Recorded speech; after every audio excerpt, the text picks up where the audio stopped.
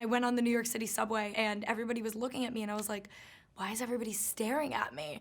And it was because I literally had blood dripping down my neck and I did not even realize. Hey guys, I'm Christina Harris and this is my Women's Health Body Scan.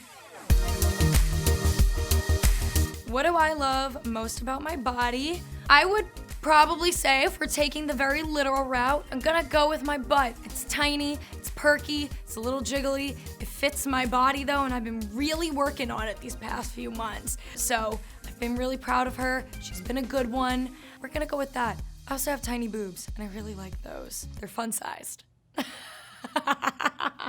Alright, so I have 3 tattoos currently. I have an airplane on my shoulder. She's a little faded out. Not gonna lie, I wore a bra strap when I first got it done. It ended up fading the wing really badly, so need to get that touched up, but I got it done when I was in London and, you know, in corny matter, you know, I got an airplane while I was in London because I was like, oh, my love for traveling. So got that done. I have a 505 on the back of my arm. This is actually a matching tattoo with my roommate because it was one of our apartment numbers in one of our first New York City apartments.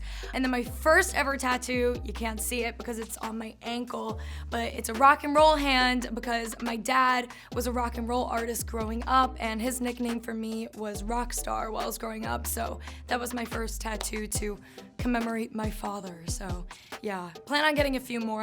Honestly, I want a full sleeve. I haven't done it yet, but I do want one. So we're getting there. For right now, we have tiny little ones we're working with. I don't know if it's on my arm anymore.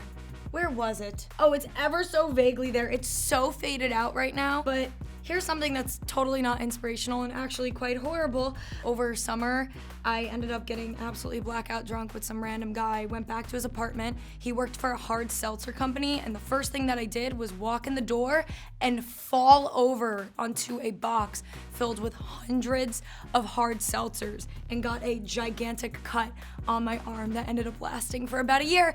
And the worst part is that I didn't remember it, and he had to text me the next day and tell me that I did that. I also woke up at 8 a.m. on his bathroom floor. That was really great.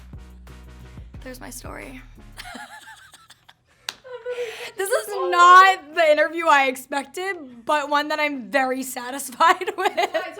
Oh wait, you know what? I do actually have another scar this is like really stupid, but I was shaving before I was going to Mexico and I used a new razor and I actually sliced off a layer of skin on my leg. And I still have a scar from it.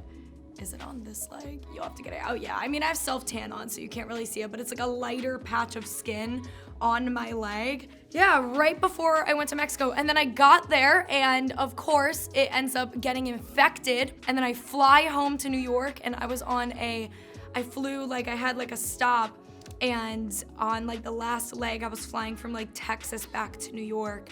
And during that time on the plane, my leg went numb. So when I landed, I had to go to urgent care and they were like, yeah, you have a really bad leg infection. So that's my other scar story.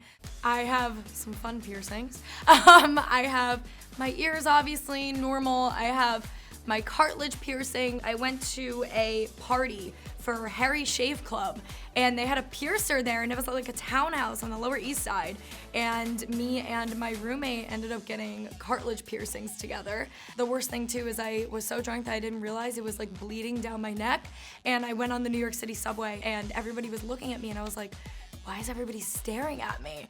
And it was because I literally had blood dripping down my neck and I did not even realize. I also have my nipples pierced, which is a huge thing to my branding. I got them done about a year ago. Like I said, I am part of the itty bitty committee up there. I love them though, and I've been wanting my nipples pierced since I was like 16, so I was like, you know what?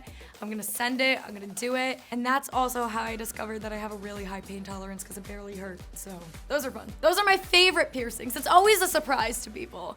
My beauty, you know, for my hair, I actually discovered this shampoo and conditioner that I've sworn by. It's an argan oil shampoo and conditioner. It's from Amazon. Some random brand on Amazon has so many good reviews. I don't even know what the name of it is, but I've been using it for forever. And then I also use the Olaplex No. 7, the hair oil. That's like my go-to. It's the only hair oil that doesn't weigh my hair down because I don't have like super thick hair, but I also don't have super thin hair.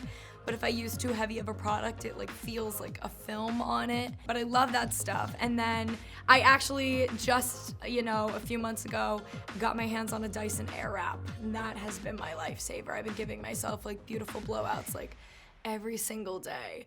As for nails, right now my nails are completely bare. I did have acrylics on, but they started falling off while I was flying back to New York, so I ended up picking them all off on my flight back, which is so bad because now they're in like pretty rusty condition, but it's okay. I go back and forth between long nails and short nails. Sometimes I like a longer acrylic. Every time I do a photo shoot for my podcast or for my clothing line, I always get long black pointy nails. That's like my signature look. But I don't know, I love the look of long nails. Sometimes I'm really good at keeping up with it, but as of lately, I have sucked and I've just gotten like short gel manicures, so yeah. And I always get the same like pastel pink color because when your nail grows out, it just looks super natural and it doesn't like, it won't look like your nails are beat up. It just looks like they're like a little bit grown out and like it kind of blends in with your nail. That kind of makes sense. It's like a life hack.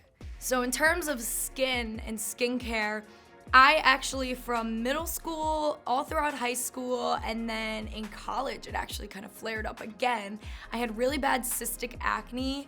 It was like, kind of like in spots. So I didn't have like a super red face, but sometimes it would be really bad. I had a lot of discoloration. It was all in like my jaw and mostly my chin. And then luckily, about 3 years ago, I ended up finally finding like a really good dermatologist in New York who ended up prescribing me Onextin. And now that's what I use for my acne and everything. And that has been my life-changing product. Like, got rid of all my cystic acne. If I feel like one's starting to flare up again, put a little bit on before I go to bed, nips it in the bud right away. So yeah, that's been like my holy grail. But I also, for cleanser, I use the Grown Alchemist Gentle Gel Cleanser. They're an Australian brand. They're absolutely incredible. I discovered them through my facialist a few years ago. And then actually, as of recently, I've been trying out new moisturizers and eye creams because this weather that we're in, it's getting into warmer weather now in New York, but it was a little weird and flip-floppy for a bit, so I'd have to use a heavier one and then a lighter one. So my skin's very combination. I get very dry in certain areas and then I get very oily in other areas. So right now I'm using the Belief Aqua Balm and I'm using the Youth to the People eye cream. How in general I'm just like taking care of myself and refocusing and everything. I still have a very hectic schedule, but like 2 years ago is when I finally had like my breaking point of being like, all right, I really need to start taking care of myself, my body, and my mentality more. I ended up hiring a life coach, and she has been like a game changer for me in terms of like getting my mentality straight and kind of evening out my work schedule. That way I do have time for myself and I make sure I'm taking time, you know, at night to like get a good night's rest and everything. I'm a really big believer in, you know, listening to your body, and whether that's your physical body, your mental needs, all of that stuff. So if I wake up one day and I'm like, my body really needs a break and my mentality needs a break, I 100% treat that. I like going on walks and bike rides. I like getting coffee and just like sitting at the coffee shop and just kind of like scrolling on my phone or like listening to music and whatnot. And then some days I'm just like laying in bed watching Love is Blind all day. So it really depends. Thanks so much for watching, guys. Make sure to subscribe to Women's Health and go check out Gin and Toxic on Spotify and Apple Podcasts.